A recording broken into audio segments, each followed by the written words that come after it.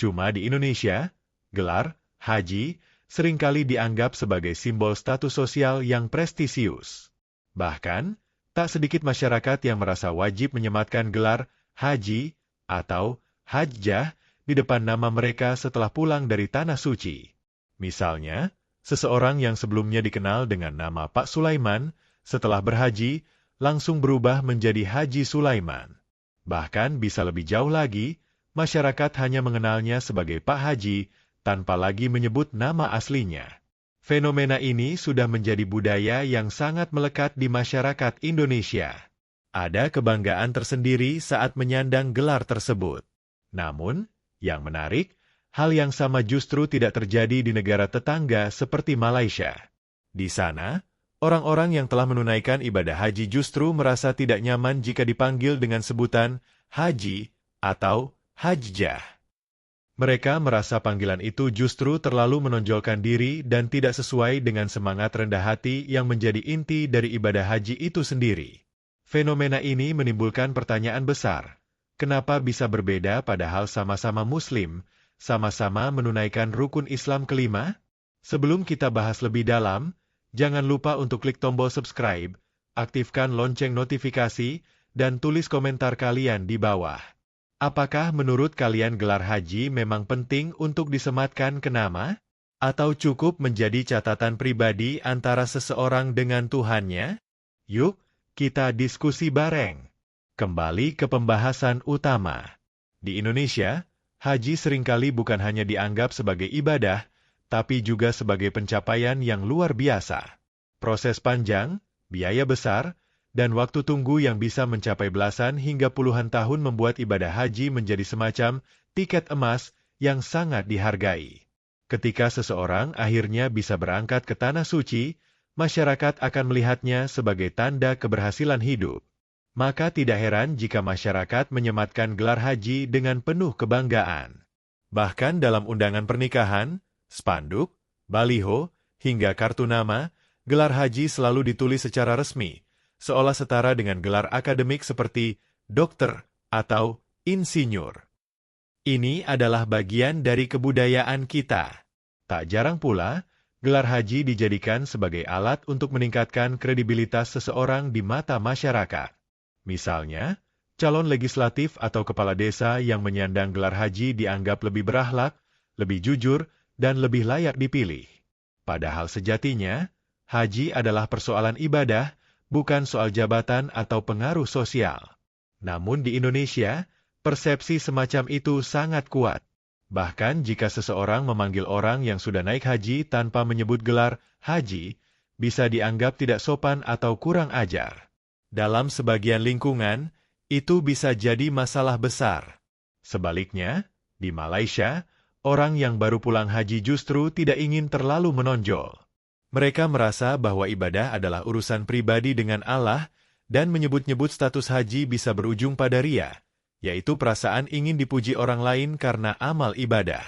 Banyak yang beranggapan bahwa lebih baik tidak mempublikasikan gelar haji, karena takut merusak niat suci saat berhaji. Bahkan pemerintah Malaysia sendiri tidak pernah secara resmi mencantumkan gelar haji dalam dokumen-dokumen negara atau keperluan administrasi. Tidak seperti di Indonesia, di mana kita bisa dengan mudah menemukan nama Haji Syaiful Rahman dalam dokumen resmi. Selain itu, di Malaysia, masyarakat lebih menekankan kepada praktik nyata dari nilai-nilai haji.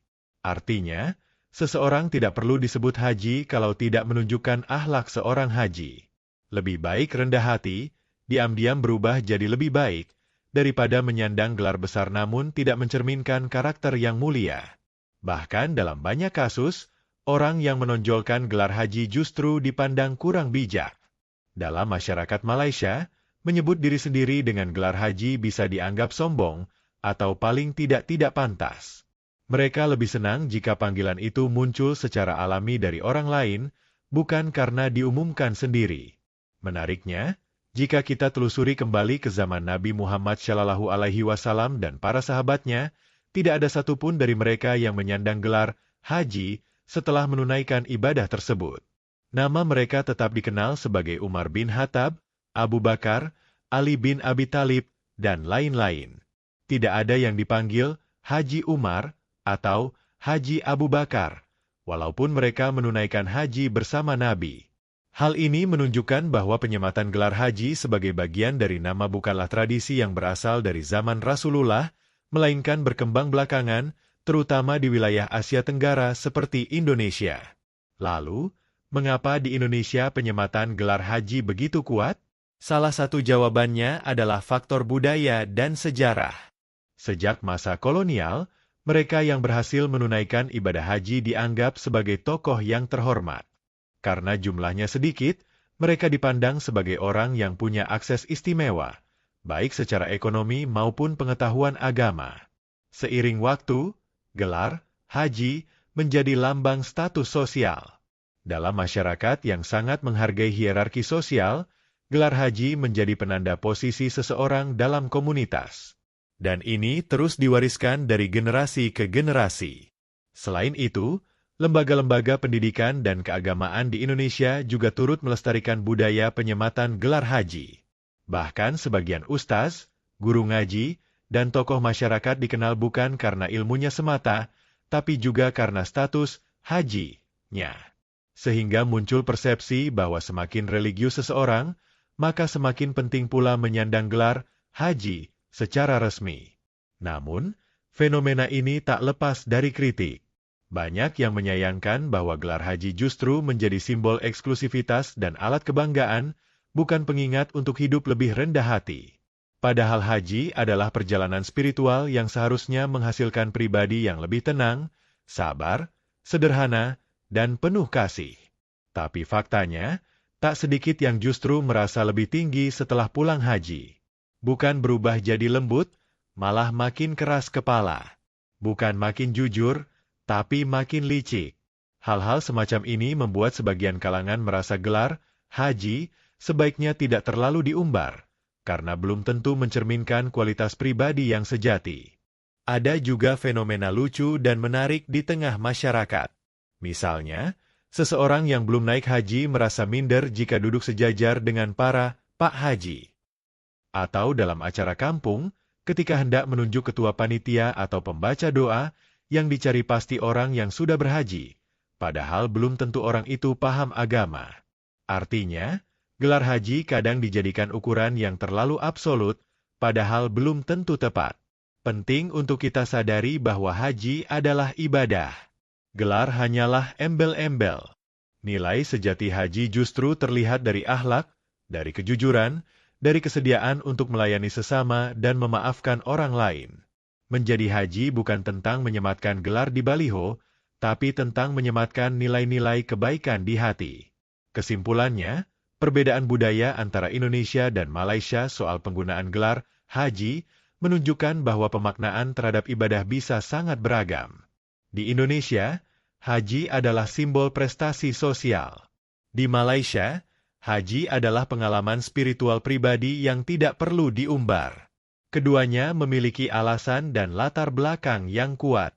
Tapi apapun budaya dan kebiasaannya, kita semua sepakat bahwa inti dari ibadah haji adalah ketundukan, kesabaran, dan keikhlasan kepada Allah Subhanahu wa Ta'ala. Gelar bisa hilang, nama bisa dilupakan, tapi amal kebaikan akan selalu dikenang, bahkan sampai kita menghadap Sang Pencipta. Jadi, apakah kamu masih ingin dipanggil haji, atau cukup Allah saja yang tahu bahwa kamu pernah sujud di hadapan Ka'bah? Terima kasih telah menyimak video ini sampai selesai. Jika kamu merasa video ini membuka wawasan baru, jangan lupa klik tombol subscribe, nyalakan lonceng notifikasi, dan bagikan ke teman-teman kamu.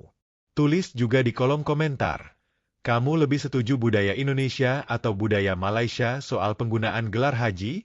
Kita diskusi santai, dan siapa tahu bisa saling menginspirasi.